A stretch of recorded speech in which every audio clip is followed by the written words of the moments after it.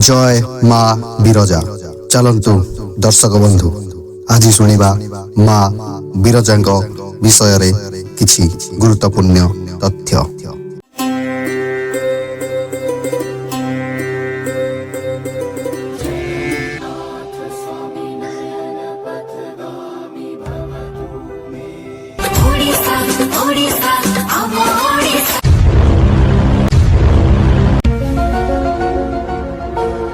भांड पुराण रे वर्णना करा जायछि चतुर्मूर्ख ब्रह्मा उत्कलर बैतरणी कूल रे दीर्घ काल धरी यज्ञ करथिले।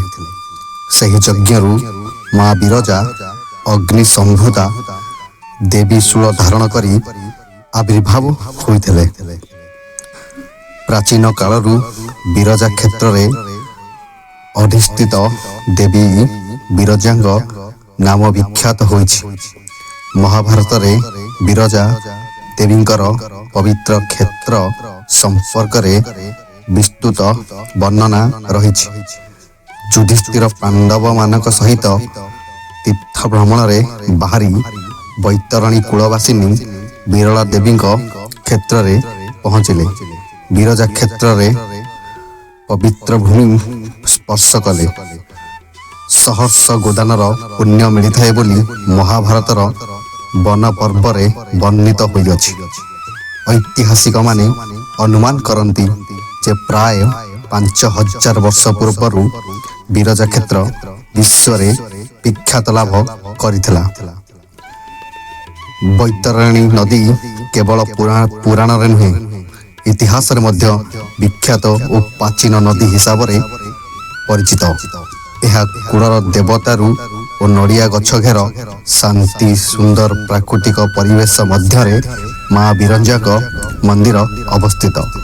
ଏହି ମନ୍ଦିରର ପୂର୍ବ ଉତ୍ତର କୋଣରେ କିରାଟେଶ୍ୱରୀ, ପଶ୍ଚିମରେ ବିଲୁକେଶ୍ୱର ଓ ଦକ୍ଷିଣରେ ବରୁଣେଶ୍ୱର ମନ୍ଦିର ଅବସ୍ଥିତ ଅଛି।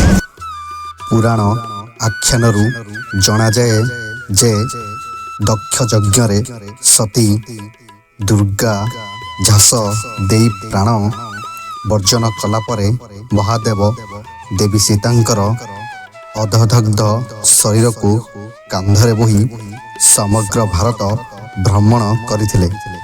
ଯେଉଁ ଯେଉଁ ସ୍ଥାନରେ ସତୀଙ୍କର ଶରୀରର ଅଂଶଗୁଡ଼ିକ ଛିଡ଼ି ପଡ଼ିଥିଲା, ସେ ସ୍ଥାନ ଗୋଟିଏ ଗୋଟିଏ ତୀର୍ଥରେ ପରିଣତ ହୋଇଗଲା। ଏହିପରି ମୋଟ 52ଟି ତୀର୍ଥ ସୃଷ୍ଟି ହୋଇଥିଲା। ସେହି ତୀର୍ଥ ଗୁଡ଼ିକ ମଧ୍ୟରୁ ଯାଜପୁରର ବିରଜା କ୍ଷେତ୍ର ଅନ୍ୟତମ। ଏହି ସ୍ଥାନରେ ମାତାଙ୍କର ନାଭି ଦେଶ ଛିଡ଼ି ପଡ଼ିଥିଲା, ତେଣୁ ଏହାକୁ ନାଭିଗୟା ମଧ୍ୟ କୁହାଯାଏ। ଇତିହାସ କଥା ବିଚାର କଲେ ଜଣାଯାଏ ଯାଜପୁର ଏକ ସମୃଦ୍ଧ ଅଞ୍ଚଳ। ଏହି ଦେବୀଙ୍କ କେନ୍ଦ୍ର କରି ଏହି ବୃହତ୍ ସହର ଗଢ଼ି ଉଠିଥିଲା। ଏହି ପୀଠ ବହୁ ରାଜା ମହାରାଜାଙ୍କର ଦୃଷ୍ଟିରେ ପଡ଼ିଥିବାରୁ ବିରଜା କ୍ଷେତ୍ର ପ୍ରଭୃତି ଉନ୍ନତି ସାଧିତ ହୋଇପାରିଥିଲା। ପ୍ରଥମେ ଭୌମ୍ୟ ଏବଂ ପରେ ସୋମବଂଶୀ ରାଜାମାନେ ଖ୍ରୀଷ୍ଟାବ୍ଦ 735ରୁ ଖ୍ରୀଷ୍ଟାବ୍ଦ 1100 ପର୍ଯ୍ୟନ୍ତ ବିରଜା କ୍ଷେତ୍ର ଯାଜପୁରକୁ ନିଜ ରାଜ୍ୟରେ ରାଜଧାନୀ କରିଥିଲେ। ଶେଷରେ ବଂଶର ରାଜା ଯଦାତି କେଶରୀଙ୍କ ସମୟରେ ଦ୍ୱାଦଶମେଧ ଯଜ୍ଞ ହୋଇଥିଲା। ସେହି ଦିନଠାରୁ ବୈତରଣୀ କୂଳର ଦ୍ୱାଦଶମେଧ ଘାଟ ଇତିହାସରେ ବିଖ୍ୟାତ ଲାଭ କଲା। ବିରଜା ଦେବୀଙ୍କ ମନ୍ଦିର ବେଢ଼ା ମଧ୍ୟରେ କିଶାନେଶ୍ୱର, ବୈଦ୍ୟନାଥ, ନାଭିଗୟା ଓ ମହାବୀରଙ୍କର ସ୍ୱତନ୍ତ୍ର ମନ୍ଦିରମାନ ରହିଛି। ଦେବୀଙ୍କ ମନ୍ଦିର ବିଭିନ୍ନ ଦିଗରେ ପାର୍ଶ୍ୱ ଦେବତା ଭାବେ ରୁଦ୍ରେଶ୍ୱର, ଗଣେଶ, ଏକପାଦ କାଳ ଭୈରବ, କାର୍ତ୍ତିକେୟ, ନିଶା ମନ୍ଦିରମାନ ରହିଛି।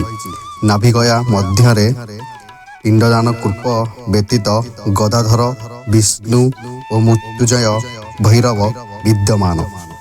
ଏଠାରେ ଶ୍ରାବଣ ଦ୍ୱାଦଶୀ, ଅକ୍ଷୟ ତୃତୀୟା, ମହାଳୟା ଓ ପିତୃ ପକ୍ଷରୁ ପିଣ୍ଡଦାନ କରିଥାନ୍ତି।